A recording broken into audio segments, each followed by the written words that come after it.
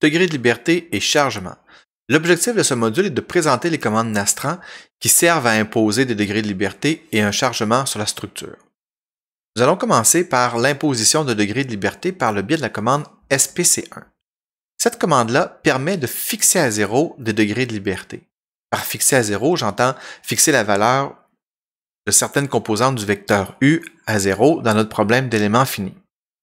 Donc, cette commande commence par le champ SPC1, qui est son intitulé. Le deuxième champ, c'est le setID, donc le numéro d'ensemble de cette commande-là.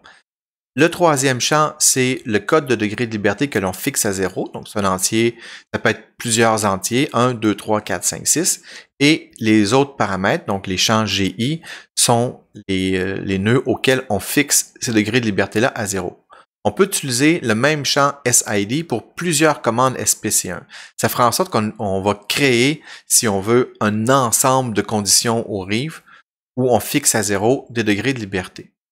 Les commandes SPC sont activées dans le Case Control Deck. Il faut faire attention ici que le champ PSPC de la commande Grid fixe à 0 des degrés de liberté au même titre que la commande SPC1. Donc, les deux commandes font la même chose exactement. La différence, c'est que la commande SPC1, on peut l'activer ou la désactiver en fonction du modèle qui nous intéresse, tandis que le champ PSPC de la commande Grid va être actif, peu importe l'analyse qu'on réalise. Donc, si on veut activer une commande ou un champ SPC, on va écrire entre le CN et Begin Bulk SPC égale 100, par exemple. Donc, si j'écris SPC égale 100, je vais activer toutes les commandes que j'ai définies ici qui ont l'étiquette 100. Donc, par exemple, cette commande-ci fixe la translation en X, la rotation autour de Y et la rotation autour de Z, donc 1, 5, 6, à 0, aux nœuds 27, 33 et 43, et fixe la translation en Z à 0, aux nœuds 11 et 14. Maintenant, au niveau du chargement d'un modèle, donc il y a plusieurs manières d'imposer un chargement sur un modèle. Donc, il y a des forces et des moments concentrés, donc appliqués à un nœud, des charges linéairement distribuées. On a vu que lorsque dans un code d'éléments finis, on impose une charge linéairement distribuée, cette dernière est répartie sur les nœuds de la structure. On peut mettre des pressions, de la gravité, accélération, des forces de volume, des déplacements, une combinaison linéaire de tous ces chargements.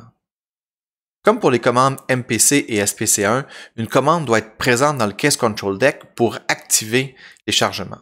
On devra absolument introduire la commande load égale SID, ou encore une fois, le SID, c'est le numéro de l'ensemble des chargements que l'on définit. Donc, regardons ça de plus près. Les forces et les moments dans Nastran sont représentés de la manière suivante. Donc, ce sont des vecteurs. Donc, on les représente comme étant un scalaire fois un vecteur. Ça, c'est pareil, ça c'est pour la force, et pour un moment, on aura un scalaire fois un vecteur direction. Les vecteurs de direction n'ont pas besoin d'être normalisés, quoique c'est une bonne pratique de le faire. Et les vecteurs, en fait, ce qui nous intéresse, c'est que le produit de f fois n donne le bon vecteur qu'on veut représenter. Pour définir des forces et des moments, mais sans grande surprise, les commandes sont force et moment. SID, le numéro d'ensemble, encore une fois. J'ai le numéro du nœud où est appliquée la force et le moment. CID, ce sera un système de coordonnées qu'on aurait pu se définir, dans lequel on définirait la force et le moment, mais dans le cadre du cours, on ne va pas utiliser ce champ-là. F, la magnitude du vecteur, et N, ce sont les composantes du vecteur exprimées dans le CID. La commande grave sert à définir l'accélération gravitationnelle pour tout le modèle, de manière à traduire en force toutes les masses et masses volumiques qui seraient définies dans le matériau. Donc, par exemple, avec les commandes mat1, on a défini une masse volumique, puis dans la commande p-bar, on a aussi défini des masses par unité de longueur.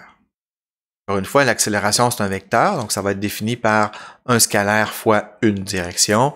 Comme on l'a fait pour les forces et les moments, on va définir grave égale SID, le numéro d'ensemble, un système de coordonnées dans lequel on aurait pu définir l'accélération, ça ne sera pas utilisé dans le cours, la grandeur de l'accélération et les composantes du vecteur de la direction. MB, ça serait un paramètre avancé qu'on n'utilise pas dans le cours. Donc, une fois qu'on a défini tous les vecteurs force, tous les vecteurs moment, il nous reste à regarder la commande load. Et c'est celle-là qu'on va appeler lorsqu'on applique les chargements sur la structure. Par définition, dans Nastran, avec la commande load, on impose cette relation-là qui est ici. Donc, si j'écris load égale S, donc ce serait une constante, qui multiplie la somme ici de paramètres fois des chargements. Donc, on va regarder ça par un exemple. Ça peut paraître un peu complexe à première vue, mais il faut savoir que la commande load ici sert à combiner tous les chargements qu'on a mis sur la structure. Donc, le facteur S, je le rappelle, c'est un facteur de pondération globale et le facteur SI, c'est un facteur de pondération associé à chaque chargement LI. Regardons cela par un exemple. Donc, entre le CN et Begin Bulk, j'ai écrit la commande load égale 200. Donc, ça dit à Nastran, tu vas activer le chargement 200.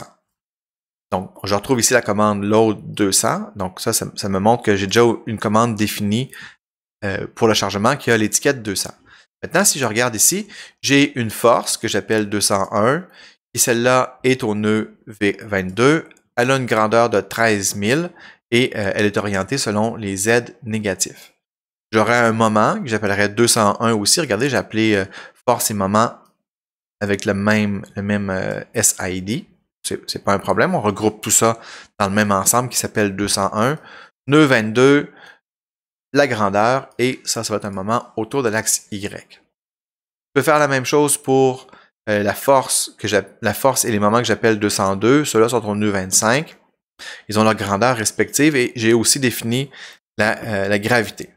Maintenant, avec ma commande load, ce que je vais faire, c'est que je vais dire à Nastran, OK, le chargement 200, Nastran, c'est une fois le chargement 201, plus une fois le chargement 202, plus une fois la gravité, et tout ça multiplié par 1.0.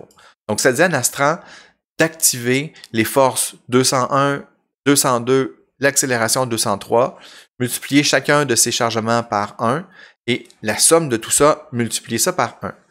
Pourquoi c'est intéressant tout ça? C'est que ça nous permettrait, par exemple, si on voulait dire, OK, bien imaginons maintenant qu'au lieu d'avoir une fois le chargement 201, j'aurais deux fois le chargement 201. Quel effet ça a sur la flèche au nœud 27? Quel effet ça a sur tout le reste de ma structure? Bien, on peut faire cette analyse-là en venant modifier qu'un seul chiffre ici dans ma commande load et relancer l'analyse. Donc, ça permet de faire des études très rapides de l'impact du chargement sur la structure. Chose très importante, les forces et moments sont toujours exprimés dans le repère global et comme je disais, on a deux ensembles de forces, 201 et 202 et 203 pour l'accélération gravitationnelle. Nous verrons comment on utilise ces différentes combinaisons de chargement dans une séance de TP et lorsqu'on abordera des combinaisons de chargement.